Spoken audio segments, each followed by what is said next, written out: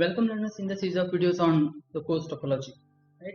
We are talking about the connected spaces, and in the previous video we talked about the product of two connected spaces. Right? So if x and y are connected spaces, then x cross y is connected in the product topology, and we have given the proof of it. Okay. Now today let's talk about the something different. Okay. Now today what we will see is if we have a set A, and of course A is a subset of closure of A. Let us take X as a topological space. A is a subset of X. So in between, if you take any set, say B, so the situation is A is a subset of B and B is a subset of closure of B. If A is connected, then B is connected. This we can prove. Let me ask another question. What if A is connected? Can you say that closure of A is connected?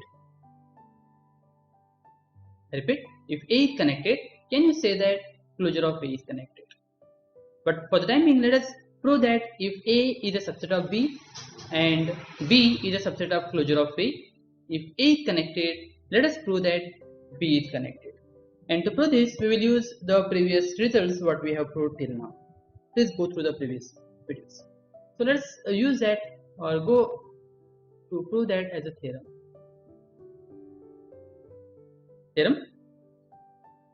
Let A be a connected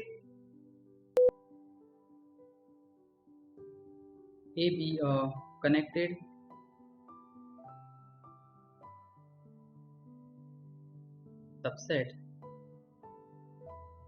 of a topological space X, and let us take, as I said, subset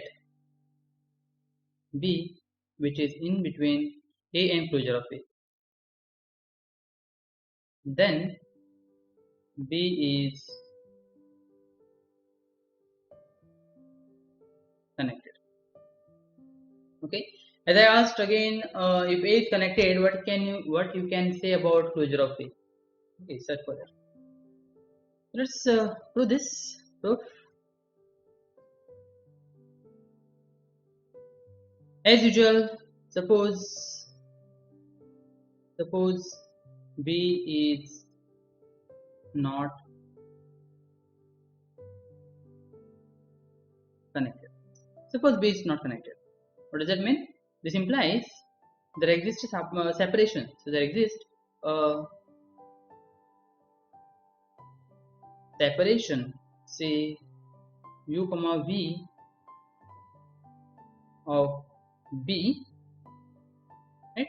That means U and V are open in B as a subspace topology. Remember that one. Now what we have is U comma V is a separation of B and A is a connected subset of B. By hypothesis, A is connected subset of B. And hence the result what we have proved earlier, this implies either A is contained inside U or A is contained inside B.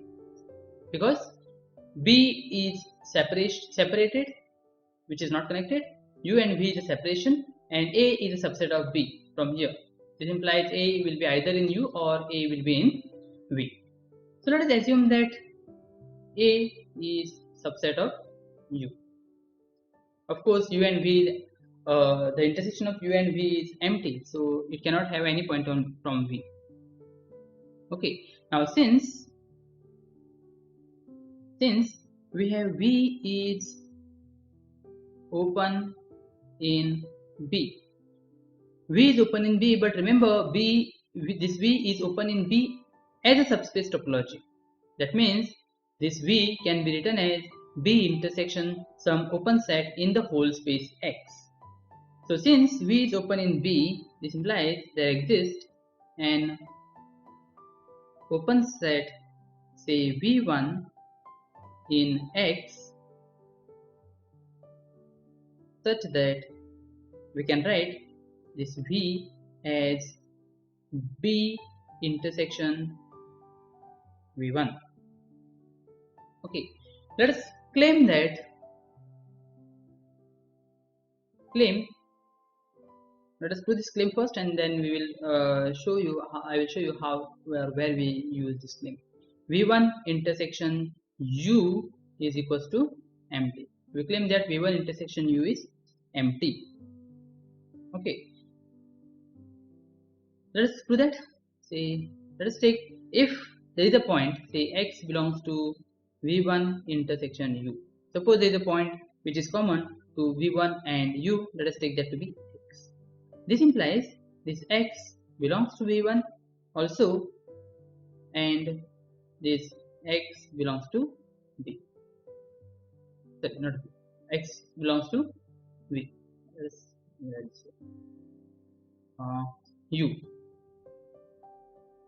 Right? X belongs to V1. From here, x belongs to V1 and x belongs to U. But you know that we know that U and V is the separation for B. That means this x also belongs to V. This implies this x belongs to B. X is in V1, x is in B. This implies x belongs to V1 intersection B. And what is V1 intersection B? V1 intersection B is equals to V. So this implies this x belongs to V. So from here we know that x belongs to B. Sorry, x belongs to U. Here we proved that x belongs to V. This implies this x will belongs to U intersection V. And this is contradiction. Right? Again, and since this we got a contradiction, we say that hence V1 intersection with U is empty. Okay, that's our claim. Now since we proved that V1 intersection U is empty, and also we know that A is contained inside U, this will imply A is contained inside U. So the intersection of bigger set is empty. This will imply V1 intersection A is also empty. And by the definition of the point of closure, this implies what we already proved, that this x will be the point of closure of A if any neighborhood of that x intersects A at a point other than x, or that conditions are there. Okay, you go through the videos. So this implies this no point of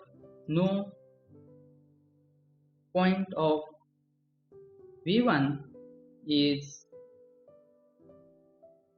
limit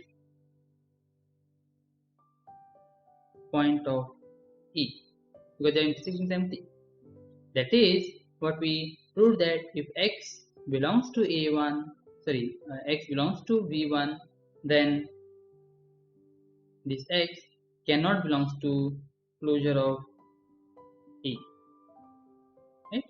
So this implies V intersection V1 is equals to empty, as B is contained inside closure of E by the hypothesis. So obviously V1 intersection closure of A is empty. So obviously if you take a subset of closure of A, that will be also empty set. So if this is the case, this implies V is equals to empty. Right? V intersection V1 is empty, and what is V? We have taken our V to be B intersection V1. Right? So B intersection V1 is empty, that implies V is empty. Right? And hence this is contradiction again. This is contradiction. To learn mathematics, you should answer many questions. So one of the question is, why is contradiction? Okay, hence B is connected.